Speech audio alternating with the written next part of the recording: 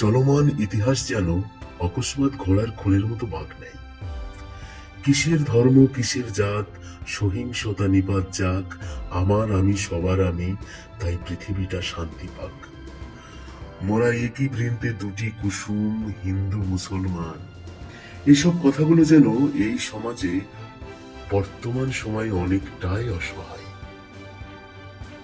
1947 সালের 14 আগস্ট পাকিস্তানের জন্ম মুহূর্তের আর 15 আগস্ট ভারতের জন্ম মুহূর্তে বাংলা ভেসে গিয়েছিল হাহাকারে, যার ছায়া বইতে থাকলো প্রজন্মের পর প্রজন্ম। তারও এক বছর আগে 1946 সালের 16 আগস্ট কলকাতা মহানগর দেখেছিল হিংস্রতার প্রচন্ড তাণ্ডব, যে কোনো জনগোষ্ঠীর জীবন যা ছিন্ন ভিন্ন করে দিতে পারে, এবং তা দিয়েছিল। সেই পাতাল ছায়ার রেশ কি আজও নিহিত নেই বাংলার সমাজে? তার উপর 28 বছরের শাসন শৃঙ্খল কাটিয়ে পূর্ব বাংলা তখন পূর্ব পাকিস্তান, 1971 সালে তখন স্বাধীন বাংলাদেশ। নবজাত দেশের প্রধানমন্ত্রী মুক্তিযুদ্ধের প্রধান কাণ্ডারী শেখ মুজিবুর রহমান। বাংলাদেশে আর পশ্চিমবঙ্গে তাকে বলা হলো সর্বকালের অন্যতম শ্রেষ্ঠ বাঙালি রাজনৈতিক নেতা।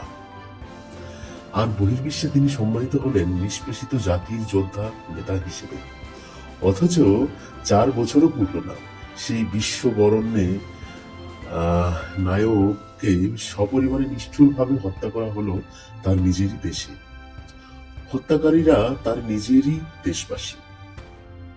1975 সালের 15 আগস্ট ছিল সেটা। ওই ঘটনার পরেও 50 বছর হলো প্রায়। 2024 সালের জুলাই গড়িয়ে আগস্ট বাংলার মাটি আবার দেখলো অভূতপূর্ণ ও অভাবনীয় এক গণ অভ্যুত্থান। বাংলাদেশে শেখ হাসিনার সরকারের বিরুদ্ধে আকস্মিক ছাত্র আন্দোলন, যে আওয়ামী লীগের নাম এতদিন সে দেশের স্বাধীনতা যুদ্ধের সঙ্গে একত্র হয়ে গিয়েছিল, সেই দলেরই বিরুদ্ধে এই আন্দোলন যেন আর একটা স্বাধীনতার যুদ্ধ। 5 আগস্ট জনতার রোষাগ্নি প্রতিহত করতে না পেরে প্রধানমন্ত্রী শেখ হাসিনা আক্ষরিক অর্থে পালিয়ে গেলেন।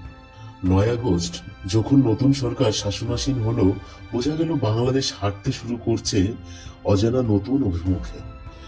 সেই পথে এখন একদিকে আশার তরঙ্গ, অন্যদিকে আশঙ্কার স্রোত আবর্ত। এদিকে প্রায় 2.5 মাস হতে চলল বাংলাদেশ থেকে ক্ষমতাচ্যুত হয়ে শেখ হাসিনা একটি সামরিক বিমানে চেপে দিল্লিতে এসে অবতরণ করেছিলেন। তারপর থেকে তাকে আর এক মুহূর্তের জন্যও প্রকাশ্যে দেখা যায়নি।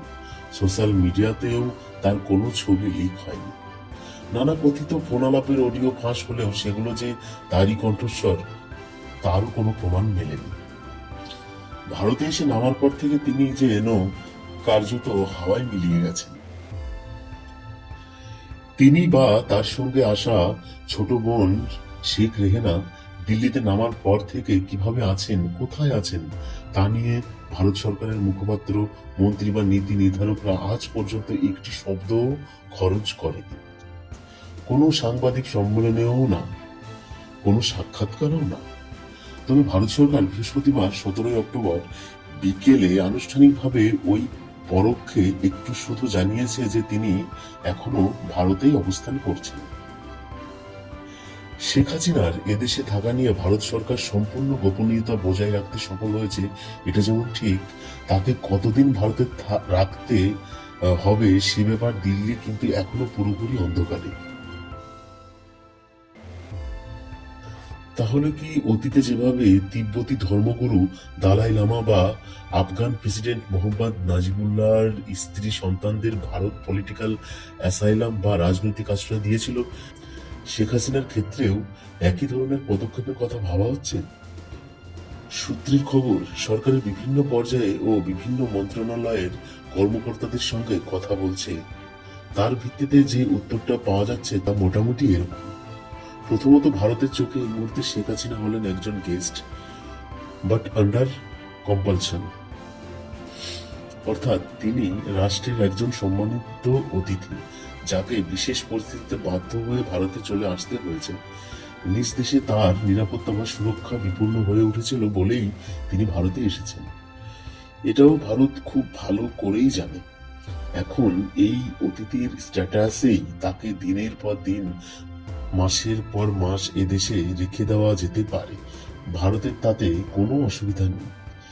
দেশের পুরনো বন্ধু ও অতিথি হিসেবে তিনি সব প্রাপ্য সম্মানই পাবেন। দ্বিতীয়ত, পরে পরিস্থিতি অন্যরকম হলে অন্য কিছু ভাবা যাবে, কিন্তু এই মুহূর্তে শেখ হাসিনাকে রাজনৈতিক আশ্রয় বা অ্যাসাইলাম দেওয়ার কোনো পরিকল্পনা ভারতের নেই। সবচেয়ে বড় কথা, তিনি নিজেও অ্যাসাইলামের জন্য কোনো আবেদন করেননি। কিন্তু যদি সত্যিই পরে সেরকম কোনো প্রস্তাব আসে, ভারত সরকার জানে এই ব্যাপারে দেশের সব দলই একমত হবে এবং শেখ হাসিনাকে অ্যাসাইলাম দেওয়ার ক্ষেত্রে রাজনৈতিক ঐক্যমত তৈরি করা কোনো সমস্যাই হবে না। কিন্তু এখনই আগ বাড়িয়ে এরকম কোনো পদক্ষেপ দিল্লি নিতে চাইছে না। ফলে এক কথায় বলতে গেলে আপাতত ভারত শেখ হাসিনাকে আতিথেয়তা দিতে চাইছে, আশ্রয় নয়।